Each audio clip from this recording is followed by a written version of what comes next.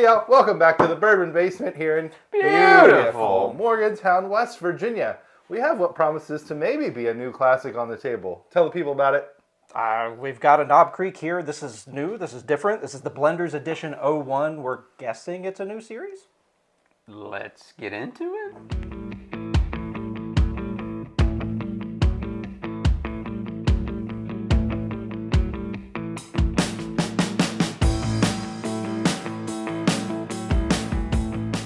All right, friends, welcome back to the Bourbon Podcast that is not a podcast at all. We are going to check out a new expression from the James B. Beam Distillery. They like to be called the James B. Beam Distillery right now, right? They can't be Jim Beam. Jimbo Beam. Yeah. Jimothy Beam. James B.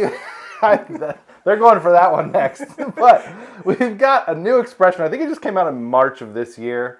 So just last month, we're recording at the end of April. Yep. This is Knob Creek Blenders Edition 01, which I guess implies there's going to be more in the series. Mm-hmm. But the first one is a sweet bourbon blend.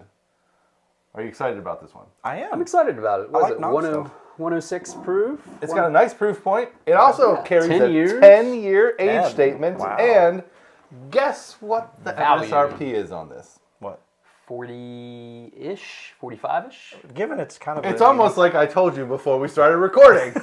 Yes, it's about between like $45 and $50. This is from the good old PA Fine Wine Good Spirit, so you know that is the right price. Mm-hmm. That's a competitive price. It really is for the new series. Absolutely. Yes, so I feel like maybe people are starting to rekindle their love for Jim Beam a little bit the last couple of years. I feel like they've been kind of, not anyone's favorite, but not like necessarily the most sought after, but I feel like they're on a whole redemption arc in the bourbon nerd community.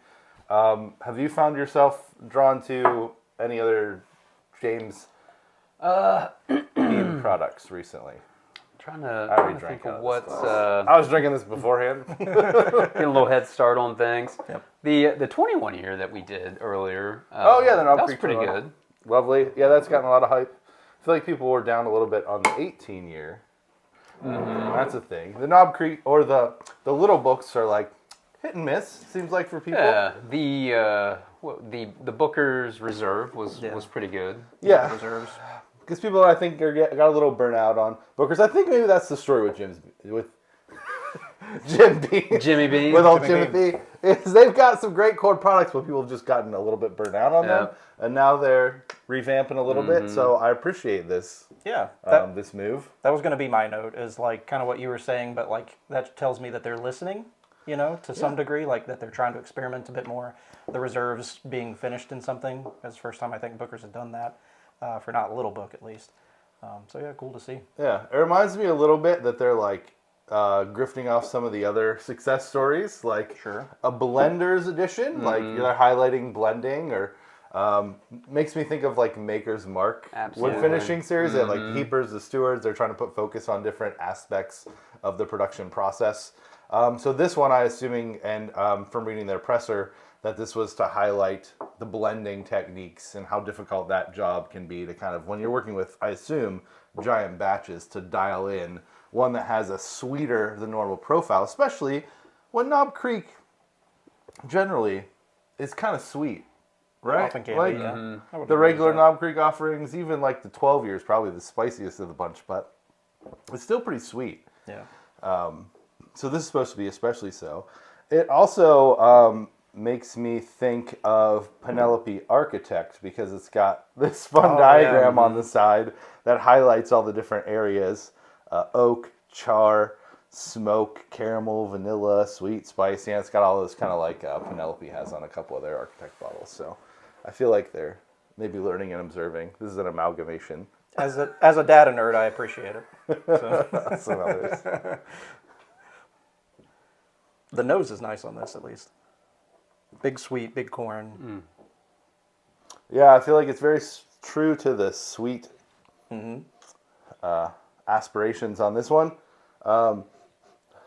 Little vanilla, maybe? A little vanilla, a little caramel. There's a lot of oak and almost like a trace of like char or smoke in there. I could see that. It's a little like sweet barbecue on the nose almost, Got some wood chunks out in the grill. Yeah. and like a sweet sassy molasses barbecue sauce or something. I don't know why that's in my brain now. Say that 5 times fast. I will not. I confess, I was drinking this before, so I already have Sweetness thoughts. comes through on the palate as well. Yeah, big time. Has that little bit.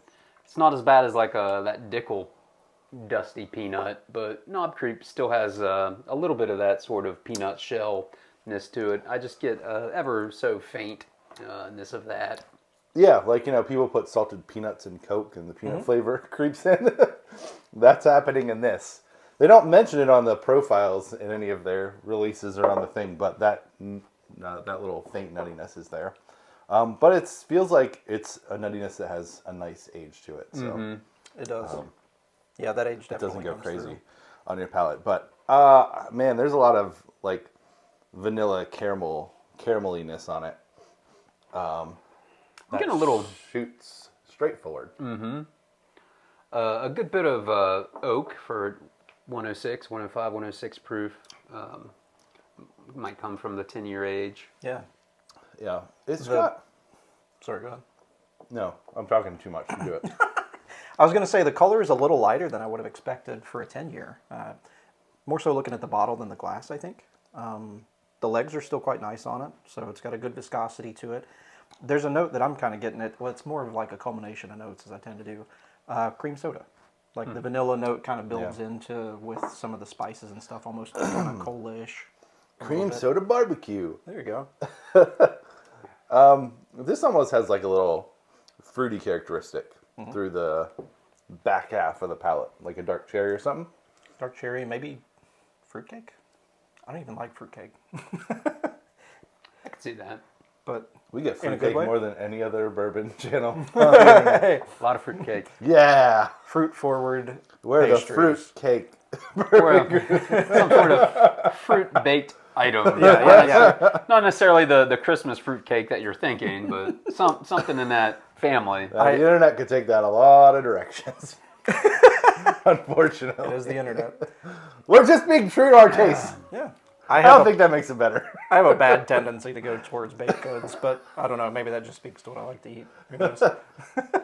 This is pleasant, though. I like the proof a lot. There's just enough spiciness, I think, to balance out the sweet. It's not just sweet. It's not just sweet. It's sweeter than normal Knob Creek, but it's got a little peppery nutmeg. Stands up. At the end. It's got to some balance spice. it out. A little mouth watering for me. Oh yeah, I'm getting a little bit of like tannic. Drying at the end. Yeah, that kind of nibbles a little bit. Pepper and nutmeg, that was a great call that I'm definitely getting.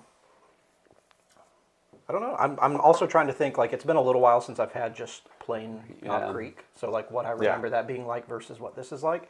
You're kind of hitting the nail on the head, I think, with it being, like, a little bit sweeter, maybe a little bit more rounded out, a touch more complex, like a few more notes than I'm usually getting from Knob Creek. Well, this bottle was open because I've been slagging through it a bit. So. Sure.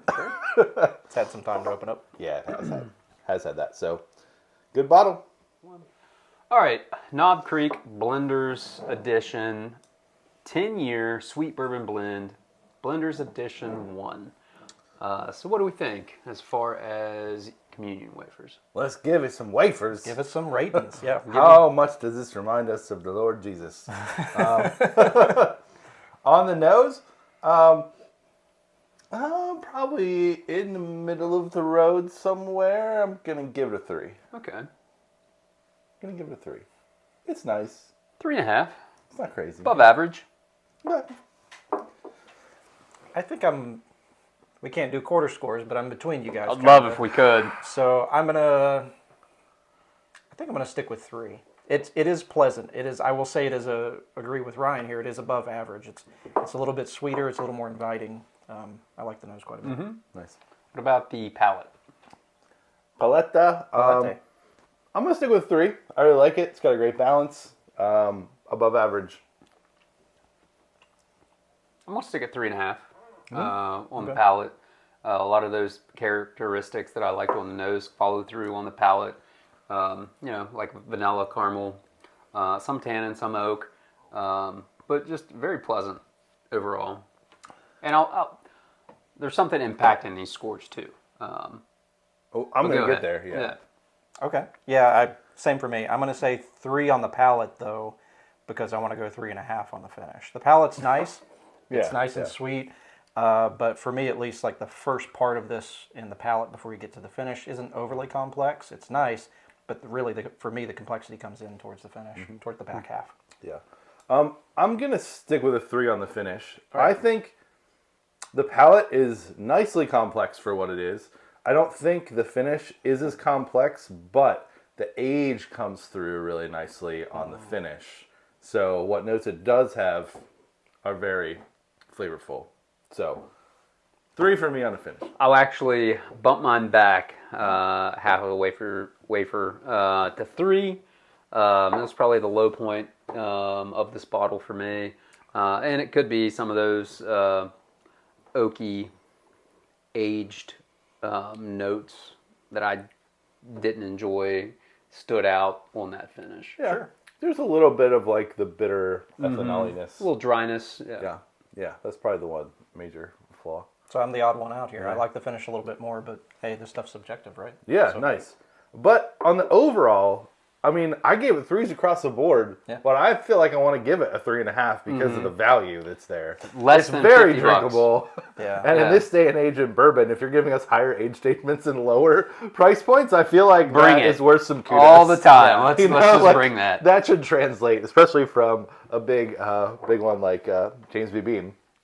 Yeah. Like a big distillery like that. Like, thank you. I couldn't agree more. I mean, especially like they're kind of presenting this as a limited edition. I imagine it's not going to be anywhere near as available as normal knob or even some of the higher aged knobs, that kind of thing. So yeah, kudos for not charging an arm and a leg for things that have different labels. Yeah.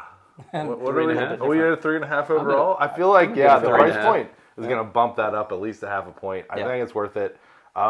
This feels like a great, if it's, depending on availability, if this could become like generally, regularly available, this would be a great staple on every like bourbon drinker shelf. Whether you're really into bourbon or just a little into bourbon, this is a nice variation that you would enjoy and get a lot out of to compare it with the other Knob Creeks. And I hope they, like makers, like it's every year, right? So I'm anxious to see, are they just going to do edition number 1 this year, and then next year they're going to stop making edition 1 and do a different one? Are they going to keep making edition 1? I hope they keep making this. That's good. But I don't know. I haven't seen clarity on that. I hope this is like into perpetuity staple from them, because that would be lovely. So buy a backup, buy a couple backups if you can. Yeah, until we know. I mean, you're not going to find this, a 3.5, 10-year at less than $50. It's pretty great. Ever. Yeah. So, buy a couple. And it's got some mystique to it. We'll figure out how this turns out as time goes on. All right, folks, that's going to do it for us with the Knob Creek Blenders Edition 01. Hopefully we continue to see this one and potentially more in this series we're assuming that they're doing. Great value across the board. It's really hard to find new limited edition things that they're not charging an arm and a leg for. Mm-hmm. Keep it up, Timothy. Yep. 3.5 from us here at Spiritfield. Great bottle. 10 years, under $50. Buy 1, buy 2, buy 3. But we appreciate you tuning in for another episode of Spiritfield USA. And until we gather again, we'll be with you in spirit. Cheers.